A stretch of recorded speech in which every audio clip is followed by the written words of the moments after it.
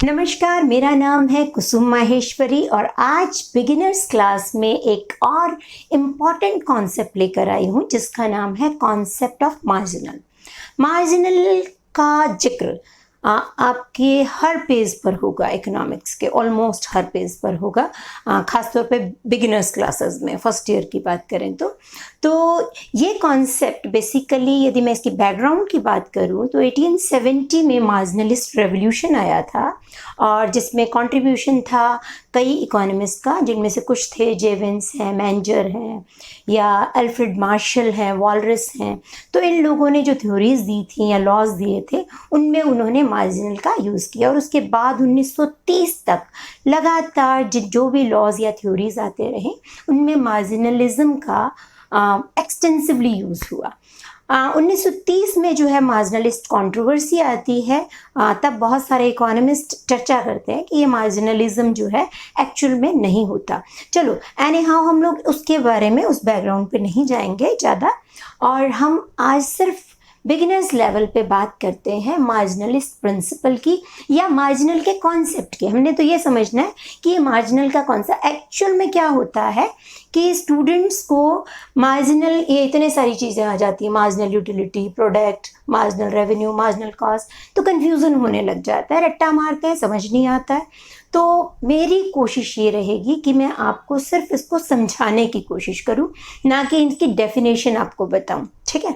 तो यदि आपको समझ आ गया, तो यदि एक समझ आ गया तो ये चारों या इससे आगे जितने भी कॉन्सेप्ट्स हैं जिनका आज हम यहाँ जिक्र नहीं कर रहे, वो आप इजीली उससे डिडक्ट कर लेंगे ना, डिडक्शन थ्योरी के बेसिस पे आप उसको समझ लेंगे, अंडरस्टैंड कर लेंगे।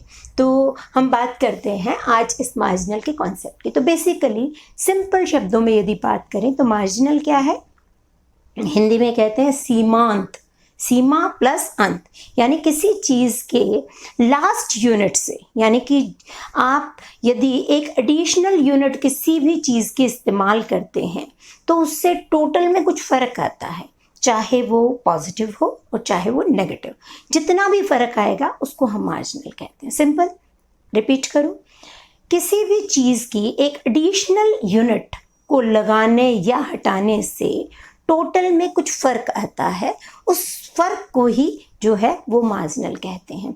तो टोटल से इसको निकाल लिया जाता है मार्जिनल को। तो हम एक एग्जाम्पल लेके इसको समझते हैं। मार्जिनल यूटिलिटी क्या होती है? मार्जिनल यूटिलिटी का मतलब क्या है? सीमांत उपयोगिता, ठीक है। यानी मान लीजिए आप 5 आइसक्रीम खा रहे हैं, तो 5 आइसक्रीम से आपको जो टोटल यूटिलिटी मिलती है, मान लीजिए 100 के बराबर मिलती है। अब आपने 6 आइसक्रीम भी खाई, तो टोटल आइसक्रीम कितनी हो गई? यदि आपने एक और खा ली तो कितनी हो गई? 6 हो गई। तो 6 आइसक्रीम से आपकी टोटल यूटिलिटी बढ़कर हो गई मान लीजिए 102। तो हमें मार्जिनल यूटिलिटी कैसे निकालनी होगी? Marginal utility of nth unit, इसको n नाम दे देते हैं, इसका फॉर्मूला है equals to total utility of n minus total utility of n minus 1। ये फॉर्मूला हो गया। फॉर्मूले से भी ज़्यादा सिंपल निकालना और भी आसान है, कुछ नहीं है। तो ये हो गया, हम कह सकते हैं कि marginal utility of 6th unit, n क्या है? 6 है, ठीक है। तो यहाँ पे n इक्वल्स टू 6 है, तो यहाँ पे total utility of n units कितनी है? 102, ठीक है। और total unit of n minus 1, n minus 1 कितना है? 5। तो 5 आइसक्रीम की टोटल यूटिलिटी कितनी है? 100, राइट। तो ये बन गई आपकी 2। सिंपल, हमने भी यही बताया था कि छठी आइसक्रीम खाने से यदि आपको 2 के बराबर आपकी यूटिलिटी बढ़ती है तो मार्जिनल यूटिलिटी 2 हो गई, ठीक है। तो इसी को इस तरीके से लिख दिया जाता है, थोड़ा टेक्निकली लिख दिया जाता है, या एक और फॉर्मूला आपको बताया जाता है मार्जिनल यूटिलिटी का, वो है change in total utility divided by change in, मान लीजिए इस केस में हो गया आइसक्रीम, ठीक है। तो आइसक्रीम कितनी चेंज हुई है? 6 माइनस 5, 1। एक आइसक्रीम से, क्योंकि हमेशा मार्जिनल को 1 पे देखा जाता है, यूनिटरी चेंज देखा जाता है, एक यूनिट के चेंज पे। तो आइसक्रीम कितनी चेंज हुई? 1, ठीक है। तो एक आइसक्रीम से आपको कितना मिला? चेंज इन टोटल यूटिलिटी कितनी आई?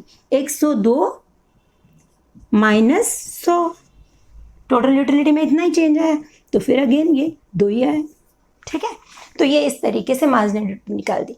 तो इसी ही फॉर्मूले के अंदर आप चाहे मार्जिनल प्रोडक्ट की बात कर लीजिए।